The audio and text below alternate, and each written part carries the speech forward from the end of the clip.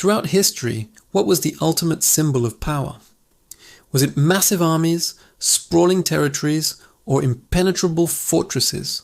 While all those things mattered, the real, enduring power belonged to something far less visible, but infinitely more influential: the control of trade routes. Think about it.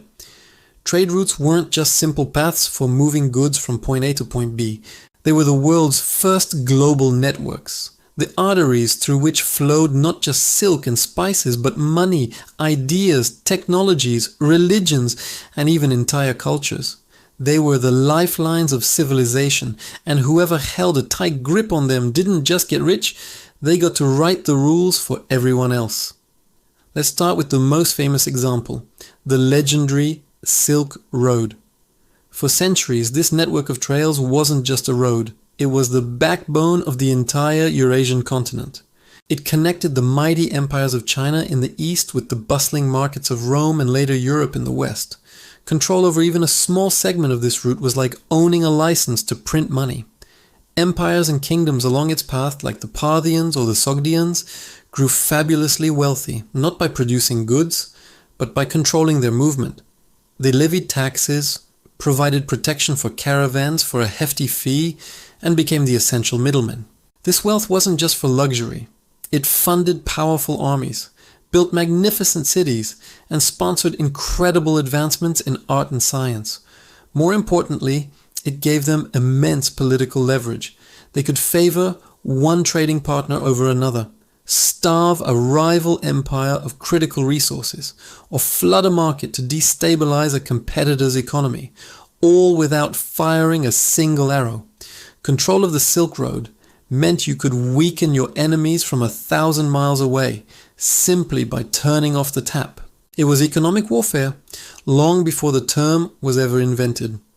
As centuries passed, the game of control evolved.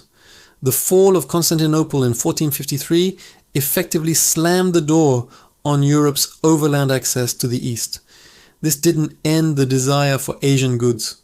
It supercharged it.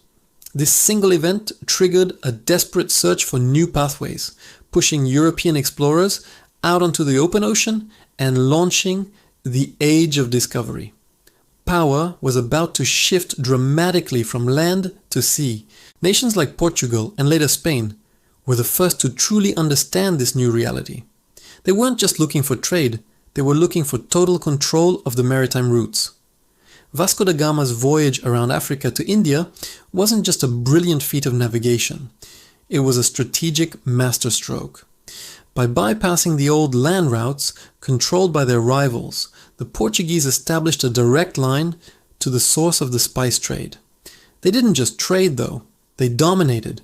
They built fortified trading posts, or feitorias, along the coasts of Africa, India, and Southeast Asia. They used their superior naval technology, the caravel, with its lateen sails and powerful cannons, to enforce their will. They created a system called the cartas, essentially a mandatory naval trade license. If any ship wanted to trade in the Indian Ocean, it had to buy a permit from the Portuguese. If a ship was caught without one, its cargo was seized, and its crew faced imprisonment or worse. This wasn't free trade, it was a protection racket on a global scale. By controlling key maritime choke points like the Strait of Hormuz and the Strait of Malacca, Portugal effectively held the entire eastern trade hostage. They became the gatekeepers of global commerce, and the wealth that poured into Lisbon was staggering. This small nation on the edge of Europe transformed itself into a global empire, not by conquering vast lands, but by controlling the sea lanes. But the ocean is vast, and no monopoly lasts forever. The Dutch were next to master this game. The Dutch East India Company, or the VOC, was a revolutionary creation. It was the world's first multinational corporation, and it was granted quasi-governmental powers. It could wage war, negotiate treaties, mint its own coins, and establish colonies. The VOC was arguably more powerful than many nations of the time. They didn't just want to control the trade routes. They wanted to control the production itself. They seized the Spice Islands, modern-day Indonesia, and established a brutal monopoly over valuable commodities like nutmeg and cloves. They ruthlessly eliminated competitors, both local and European, and drove prices to astronomical heights back in Europe. The wealth generated by the VOC fueled the Dutch Golden Age, turning Amsterdam into the financial center of the world. Again, their power wasn't based on a massive land army in Europe, but on a fleet of ships that controlled the flow of goods halfway around the world. Then came the British. They learned from the Portuguese and the Dutch, and they perfected the model. The British Empire became the undisputed master of the seas. The Royal Navy wasn't just a military force, it was the guarantor of a global trading system. A system that, of course, heavily favored Britain. They established naval bases and colonies at nearly every strategic choke point on the planet. Gibraltar, the Suez Canal, Singapore, Hong Kong. These weren't just dots on a map. They were plugs that could be pulled at any time. If you controlled the Suez Canal, you controlled the fastest route between Europe and Asia. If you controlled the Strait of Malacca, you controlled the gateway between the Indian and Pacific Oceans. The British understood that controlling these bottlenecks gave them power over every nation that relied on maritime trade.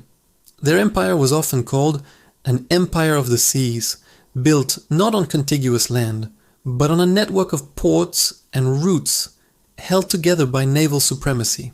They could project power anywhere, anytime, dictating terms and shaping global politics to their benefit. Trade routes had become the world's first financial weapons, capable of building and breaking empires with surgical precision. So, what about today? The caravans of the Silk Road are long gone, and the age of sail has passed. But has the fundamental logic changed? Absolutely not. The game is the same, only the playing board and the pieces have been updated. Today, instead of silk and spices, the critical goods are oil, natural gas, microchips, and manufactured goods. And instead of camel trails and sailing ships, we have massive container vessels, supertankers, pipelines, and fiber optic cables. The modern world runs on a complex web of global supply chains.